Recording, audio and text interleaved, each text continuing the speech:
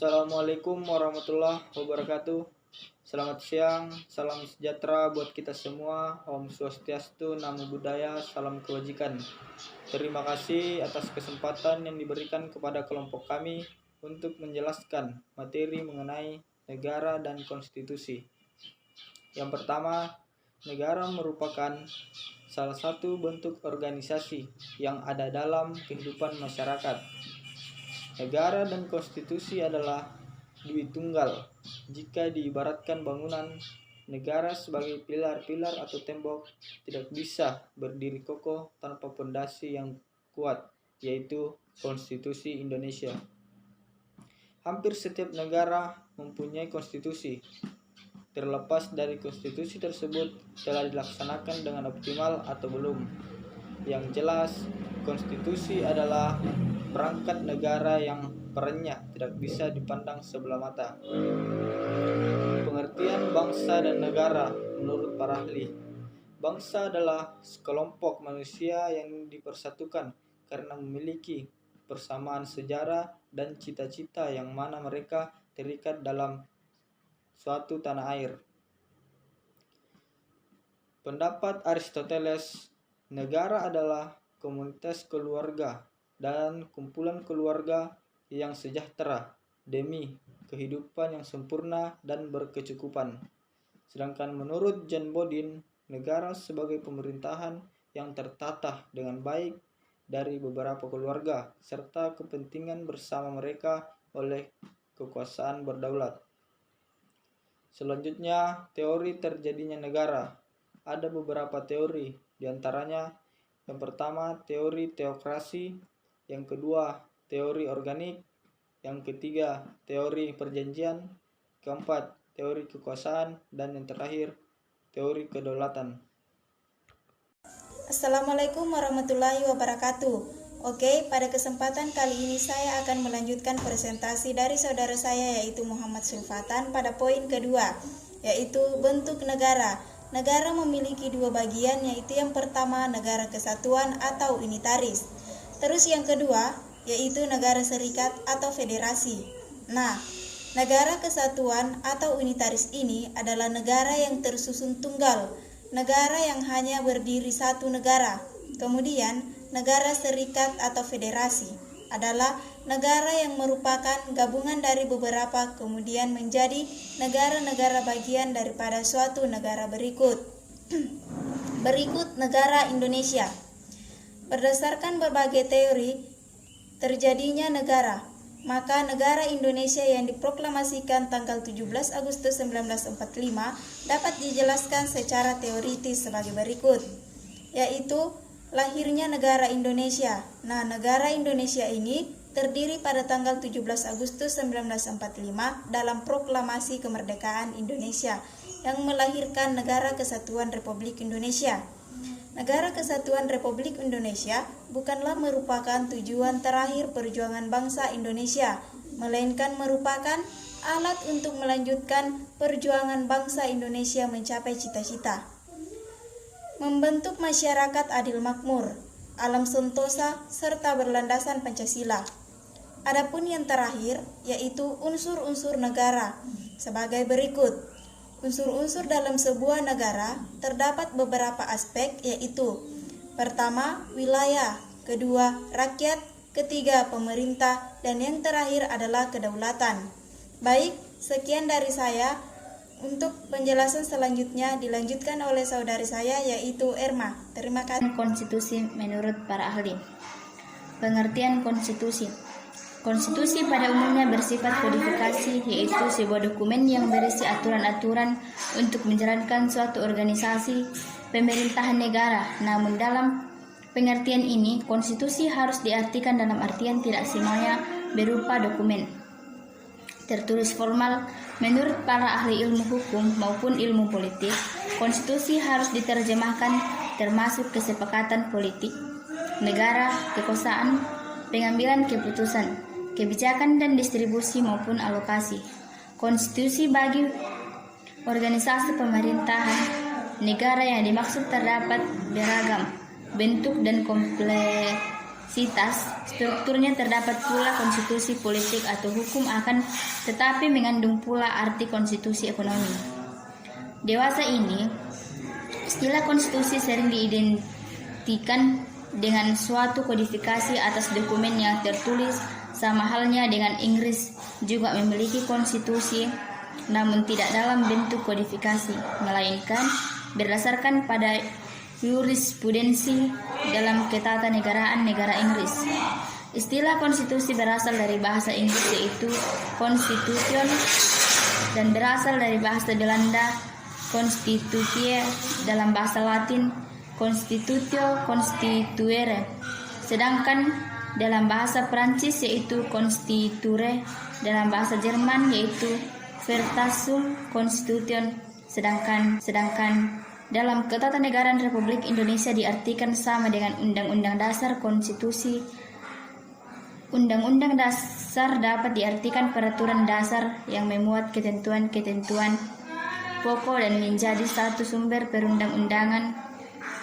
Konstitusi adalah keseluruhan peraturan baik yang tertulis maupun tidak tertulis yang mengatur secara mengikat secara suatu pemerintahan diselenggarakan dalam suatu masyarakat negara.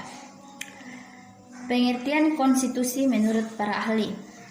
Menurut KCWR, konstitusi adalah keseluruhan sistem ketatanegaraan, yaitu negara yang berupa kumpulan peraturan dan berbentuk mengatur atau pemerintahan dalam pemerintahan suatu negara. Kedua, menurut Herman Heller, konstitusi mempunyai arti luas daripada undang-undang dasar. Konstitusi tidak hanya bersifat yuridis, tetapi juga sosiologis dan politis. Ketiga, menurut Lassalle, konstitusi adalah hubungan antara kekuasaan yang terdapat di dalam masyarakat seperti golongan yang mempunyai kedudukan nyata di dalam masyarakat, misalnya kepada negara, angkatan perang, partai politik, dan sebagainya. Keempat, menurut Legend van Apeldoorn, konstitusi memuat baik peraturan tertulis maupun peraturan tak tertulis.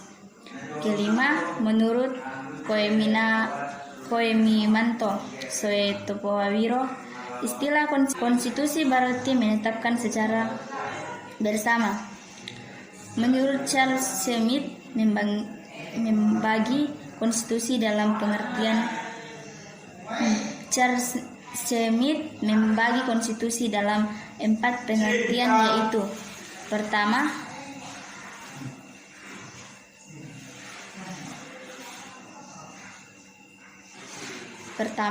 konstitusi sebagai kesatuan organisasi yang mencakup hukum dan semua organisasi yang ada di dalam negara.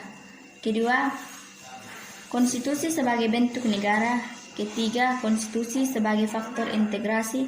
Keempat, konstitusi sebagai sistem tertutup dari norma hukum yang tertinggi dalam negara. Konstitusi dalam arti relatif dibagi menjadi 2 pengertian, yaitu konstitusi sebagai tuntutan dari golongan borjuis agar haknya dapat dijamin oleh penguasa, dan konstitusi sebagai sebuah konstitusi dalam arti formil, konstitusi dalam berupa tertulis, dan konstitusi dalam arti material, konstitusi yang dilihat dari segi isinya. Konstitusi adalah arti positif adalah sebagai sebuah keputusan politik yang tertinggi sehingga mampu mengubah tatanan kehidupan negara. Konstitusi dalam arti ideal yaitu konstitusi yang memuat adanya jaminan atas hak asasi serta perlindungan. Sekian dan terima kasih. Assalamualaikum. Tujuan konstitusi yaitu yang pertama, membatasi kekuasaan penguasa agar tidak bertindak sewenang-wenang. Hal ini dimaksudkan apabila tanpa membatasi kekuasaan penguasa dikhawatirkan konstitusi tidak akan berjalan dengan baik, dan bisa saja kekuasaan penguasa akan merajalela dan bisa merugikan rakyat banyak. Yang kedua, melindungi HAM. Maksudnya, setiap penguasa berhak menghormati HAM orang lain dan hak memperoleh perlindungan hukum dalam hal melaksanakan haknya. Yang ketiga, pedoman penyelenggaraan negara. Maksudnya, tanpa adanya pedoman, konstitusi di negara kita tidak akan berdiri dengan kokoh. Berikutnya nilai konstitusi. Yang pertama nilai normatif, yang kedua nilai nominal, dan yang ketiga nilai sematik. Lanjut, macam-macam konstitusi. Adapun menurut Chef Strong, konstitusi terdiri dari konstitusi tertulis dan konstitusi tidak tertulis atau konvensi. Konstitusi tertulis dalam bahasa Inggris, Documentary Constitution atau Written Constitution adalah aturan-aturan pokok dasar negara, bangunan negara, dan tata negara.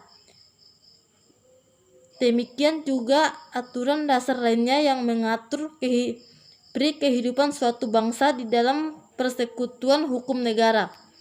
Sedangkan konstitusi tidak tertulis atau konvensi dalam bahasa Inggris, non-documentary constitution adalah berupa kebiasaan ketatanegaraan yang sering timbul. Adapun syarat-syarat konvensi, yang pertama diakui dan dipergunakan berulang-ulang dalam praktik penyelenggaraan negara. Yang kedua, tidak bertentangan dengan Undang-Undang Dasar 1945. Yang ketiga, memperhatikan pelaksanaan Undang-Undang Dasar 1945. Secara teoritis, konstitusi dibedakan menjadi dua. Yang pertama, konstitusi politik, dan yang kedua, konstitusi sosial. Konstitusi politik adalah berisi tentang norma-norma dalam penyelenggaraan negara, hubungan rakyat dengan pemerintah, hubungan antar lembaga negara. Sedangkan konstitusi sosial adalah konstitusi yang mengandung cita-cita sosial bangsa, rumusan fisiologis negara, sistem sosial, sistem ekonomi, dan sistem politik yang ingin dikembangkan bangsa itu. Berdasarkan sifat dari konstitusi yaitu yang pertama, fleksibel atau luwes apabila konstitusi atau undang-undang dasar memungkinkan untuk berubah sesuai dengan perkembangan. Yang kedua, rigid atau kaku apabila konstitusi atau undang-undang dasar sulit untuk diubah. Baiklah, saya akan melanjutkan penjelasan dari Saudari Melkanisa. Unsur-unsur konstitusi. Ada 3 pendapat para ahli tentang konstitusi. Pertama, menurut Sri Sumarti, konstitusi dibagi menjadi 3 hal, yaitu jaminan terhadap HAM dan warga negara, susunan ketatanegaraan yang bersifat fundamental, pembagian dan pembatasan tugas ketatanegaraan. Menurut Miriam Budiarjo, konstitusi memuat tentang organisasi negara, HAM, prosedur penyelesaian masalah pelanggaran hukum, cara perubahan konstitusi. Selanjutnya, peranan konstitusi dalam kehidupan bernegara. Konstitusi memegang peran yang sangat penting bagi negara dalam kaitannya dengan keberlangsungan proses penyelenggaraan negara dalam rangka mencapai tujuan negara yang ingin diraih. 1. Konstitusi berperan sebagai dasar pembentukan negara. Hal ini secara jelas tercantum dalam pembukaan Undang-Undang Dasar 1945 yang memuat pernyataan kemerdekaan serta tujuan nasional yang berlandaskan Pancasila. 2. Konstitusi berperan sebagai perekat bangsa. Konstitusi merupakan bentuk konsensus yang mencerminkan keanekaragaman yang dibalut dalam satu ikatan kebangsaan dan kenegaraan. 3. Konstitusi berperan sebagai sumber hukum dasar. Konstitusi dalam negara demokrasi hanya memuat hal-hal atau aturan-aturan kehidupan berbangsa, bernegara, dan bersifat prinsip atau mendasar. 4. Konstitusi berperan sebagai hukum paling tinggi. Konstitusi disebut sebagai sumber hukum tertinggi dalam tata hukum suatu negara. 5. Konstitusi berperan sebagai perangkat kehidupan yang demokratis. Konstitusi dalam negara demokrasi mengatur kehidupan kemasyarakatan, kebangsaan, dan kenegaraan. 6. Konstitusi sebagai penjaga demokrasi, melihat kembali penjalanan sejarah cara-cara demokrasi yang diterapkan negara-negara pada masa lalu tidak serta-merta melahirkan pemerintahan dan kekuasaan terbatas. 7. Konstitusi sebagai alat untuk membatasi dan memisahkan kekuasaan negara.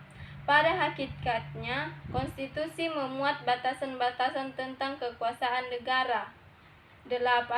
Konstitusi sebagai pelindung HAM dan hak-hak warga negara. Konstitusi pada hakikatnya disusun guna mencegah terjadinya penyalahgunaan kekuasaan negara yang dapat berakibat pada adanya penyelenggaraan HAM dan warga negara. Sekian penjelasan dari kelompok 2.